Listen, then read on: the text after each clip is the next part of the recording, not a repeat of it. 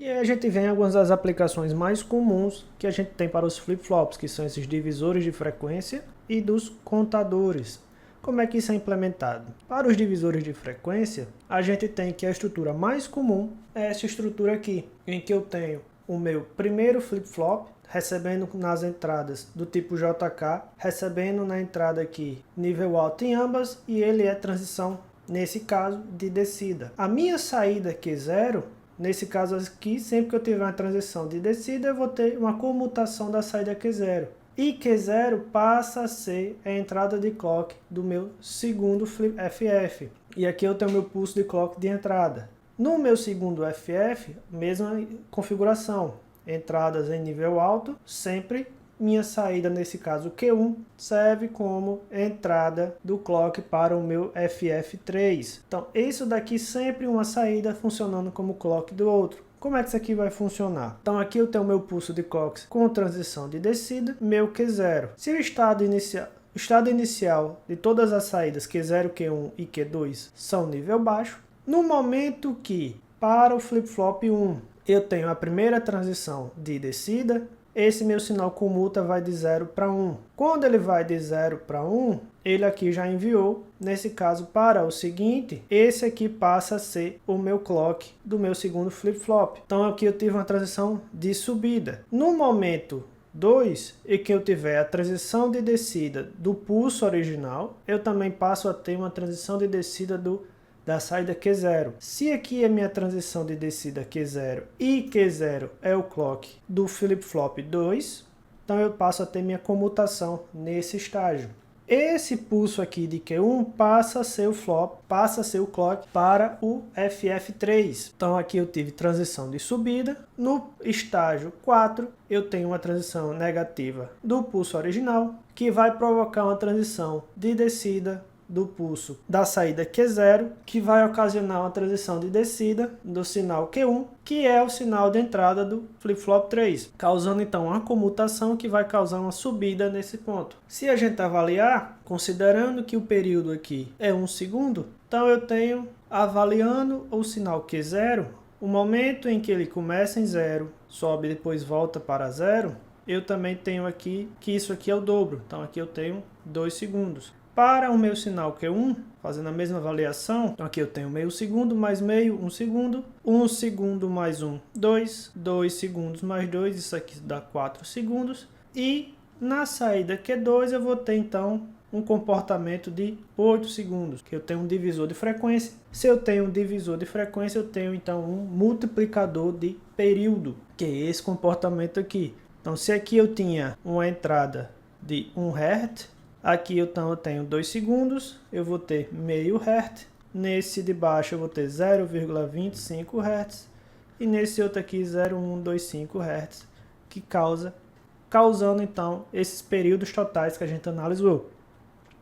Então esse tipo de circuito a gente encontra até hoje no funcionamento de qualquer elemento contador e principalmente de circuito de tempo. Aqui a descrição, que aí vocês podem dar uma lida com mais calma no material. E a gente tem que essa aplicação, eu posso definir qual vai ser a frequência de saída baseada na frequência do clock inicial e na quantidade de flip-flops tendo essa mesma ligação em cascata que eu tenho. Então nesse caso aqui, ó, pela equação frequência de saída igual a frequência do clock dividido por 2 elevado a n.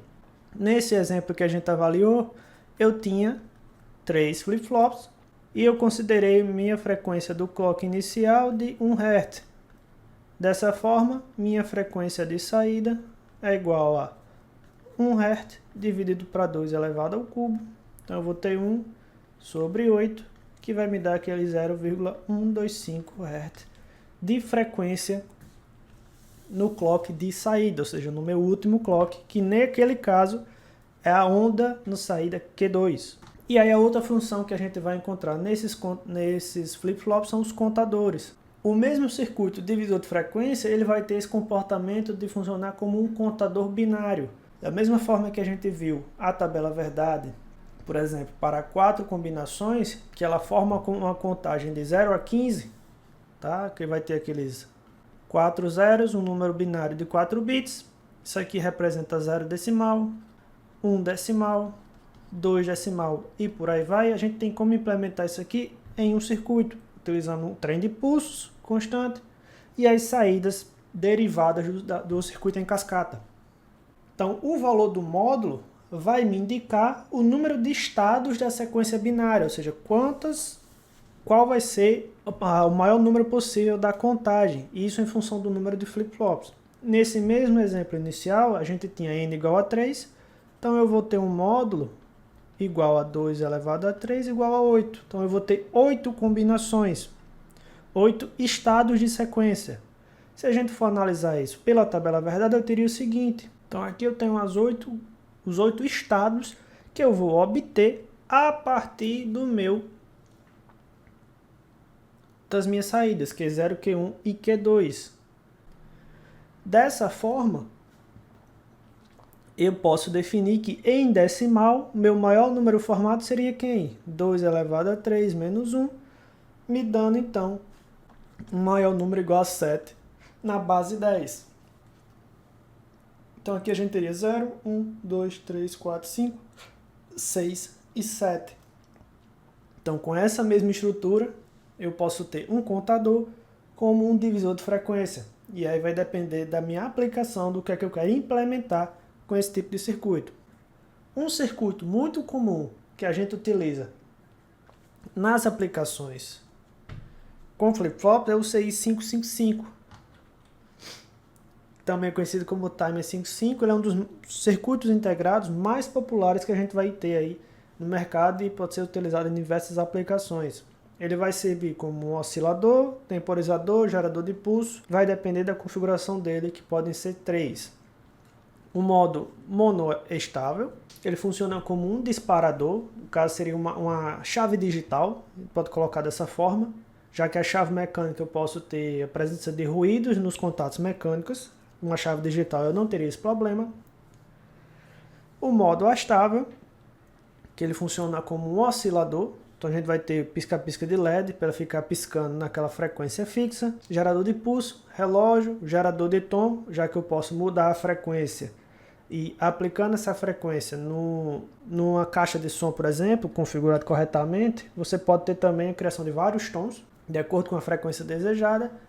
E eu tenho o modo biestável, que ele vai operar como um flip-flop, que no caso é aquela questão da ativação das entradas J ou K, por exemplo. Então, o circuito interno dele, de forma simplificada, ele é composto por 8 pinos, pino terra, de alimentação, descarga do capacitor, controle de tensão, pino reset e o pino de saída, que é onde a gente vai obter o nosso sinal desejado.